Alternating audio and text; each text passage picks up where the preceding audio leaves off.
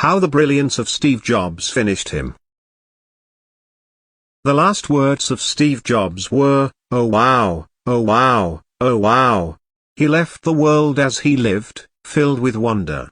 He had this magical way of thinking that you could create the reality that you envisioned in your head. That outlook gave him a stunningly successful life. But it may have also contributed to his early demise. Young Steve began dabbling in electronics, but he was far less interested in school.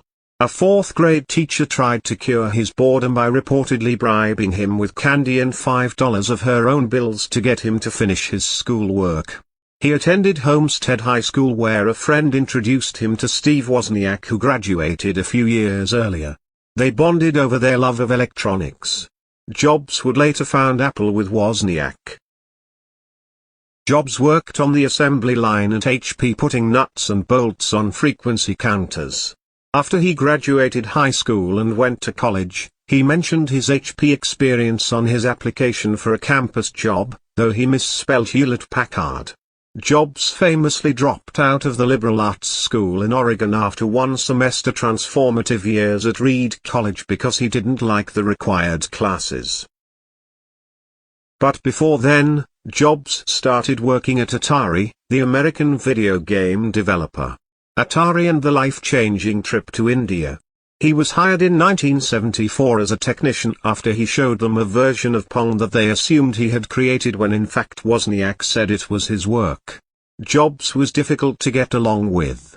But Atari co-founder Nolan Bushnell knew Jobs was valuable, once remarking, "He was very often the smartest guy in the room, and he would let people know that." Jobs' prickly personality and lack of hygiene are said to have been the reasons he got put on the night shift. Apple's first computer, the Apple I, wasn't anything like the computers of today. It had no keyboard or screen and served more as part of a kit that computer hobbyists could build into something more useful. Wozniak continued to mold it into something better, and the following year, they unveiled the Apple II, a personal computer aimed at the consumer market. It could be taken home, plugged in, and used.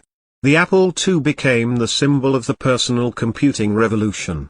Over the next 3 years, Apple's annual sales ballooned from $775,000 to $118 million, and so did Jobs' net worth.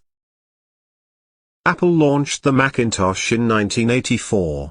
He was in charge of the Macintosh division, and when the expensive original version didn't sell as well as he expected, he told CEO John Sculley to lower the price and spend more on advertising. Jobs was forced out of Apple. When he resigned, he took 5 employees with him to form a new company. In 1986, he also invested some of his wealth by acquiring the computer graphics division of George Lucas' special effects company, renamed Pixar. Returned to Apple in 1997, it was 90 days away from bankruptcy because it failed to innovate. Apple desperately needed a new, modern operating system, and in a remarkable turn of events, bought Next for $400 million. The Next operating system paved the way for the OS X, later renamed Mac OS. Jobs returned to Apple as CEO, while continuing to lead Pixar. With Jobs in the driver's seat, Apple was about to go in a different direction. He worked closely with designer Johnny Ive to develop stunning new products, the iMac, iPod, iPhone, and iPad. Apple wanted to let the world know it was different from other companies. It came up with the Think Different advertising campaign in response to IBM's Think slogan. IBM was at the time considered the top of the PC line. He met his wife, Lorraine Powell, when she was an MBA student at Stanford, where he gave a lecture in 1989. They married 2 years later and had 3 children together. Despite his difficult personality, employees concede that there's no way Apple could have completely turned around its business without Jobs. And his genius continued to flourish. He started to get kidney stones. When Jobs had a CAT scan for kidney stones one day in 2003, doctors saw a shadow on his pancreas. It turned out to be a neuroendocrine tumor, a very rare form of pancreatic cancer that is often treatable with surgery. Unlike the common form of pancreatic cancer, Survival is measured in years if not decades. He refused to undergo surgery for 9 months, and later regretted his decision as his health declined.